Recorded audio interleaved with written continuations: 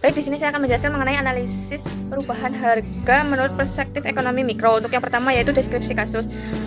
Kenaikan harga beras biasanya terjadi akibat beberapa faktor seperti perubahan iklim El Nino, biaya produksi yang meningkat, serta kendala distribusi dan infrastruktur, dan juga adanya bantuan sosial yang mempengaruhi pasokan dan menyebabkan harga di konsumen melampaui harga di eceran tertinggi yaitu net. Mana kenaikan harga beras dianalisis yaitu perilaku konsumen sebagai rumah tangga, perilaku produsen atau petani penggilingan, serta mekanisme pasar. Kenaikan harga beras bisa diuraikan dari beberapa sudut pandang mikro. Yang pertama yaitu interaksi permintaan dan juga penawaran. Untuk yang kedua yaitu elastisitas permintaan yang inelastis. Yang ketiga teori perilaku konsumen. Untuk yang keempat struktur pasar dan rantai pasok. Yang kelima yaitu surplus konsumen dan produsen. Pergeseran kurva penawaran ke arah kiri. Bayangkan, menurut data BPS, produksi beras Indonesia itu sempat turun drastis sekitar 17,5% di awal tahun 2024. Penyebabnya itu jelas karena adanya fenomena El Nino yang membuat petani itu gagal panen dan masa tanamnya itu jadi mundur, sehingga dan dalam ekonomi mikro itu disebut dengan supply shock atau guncangan pasokan. Nah, karena barang di pasarnya itu semakin langka sehingga terjadi kompetisi di antara pembeli yang kemudian otomatis menarik harga beras itu naik ke titik keseimbangan yang baru yang lebih tinggi dari harga biasanya. Lalu kenapa sih kayak harganya naik tapi masyarakat itu tetap membeli? Jawabannya adalah sifat permintaan beras yang inelastis.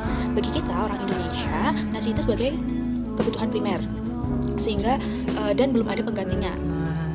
Kalau ini kita mengenalnya di Indonesia, kalau misal kita belum makan nasi artinya kita belum makan gitu. Jadi nggak ada barang substitusi yang sempurna untuk beras. Dan untuk kurva permintaannya itu akan jadi sangat tegak, yang artinya mau seberapa mahal atau seberapa naik harganya, konsumen nggak punya banyak pilihan tentang mau beli pengganti beras, jadi mereka tetap membeli beras walaupun harganya itu naik. Hal ini membuat posisi tawar pedagang atau distributor itu menjadi lebih kuat. Lebih kuat sehingga harga terus melambung naik tanpa ada tekanan penurunan dari sisi konsumennya. Dan belum selesai sampai di situ, ada juga tekanan dari sisi biaya produksi, di mana bukan cuma faktor alam tetapi biaya input seperti pupuk, non subsidi dan upah tenaga kerja taninya juga merangkak naik, sehingga ini meningkatkan biaya marginal bagi para produsen. Jadi supaya petani itu nggak rugi, harga di tingkat penggilingannya itu terpaksa juga dinaikkan, yang efeknya merambat sampai ke pasar-pasar eceran tempat di mana kita membeli beras. Dan kesimpulannya, ketika penawarannya itu merosot tajam akibat El Nino bertemu dengan permintaan masyarakat yang tetap kuat terhadap beras, terjadilah yang namanya excess demand, yaitu kelebihan permintaan. Nah, inilah alasan mengapa harga beras di lapangan itu bisa tembus 15-16 ribu rupiah, yang padahal pemerintah itu menetapkan harga eceran tertingginya itu jauh di bawah harga tersebut.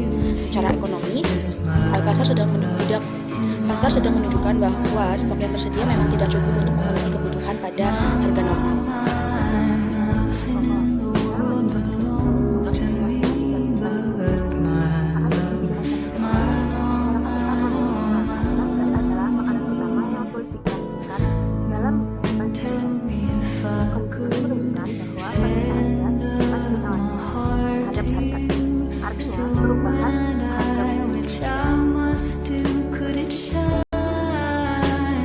Perubahan harga tidak selalu mempengaruhi jumlah barang.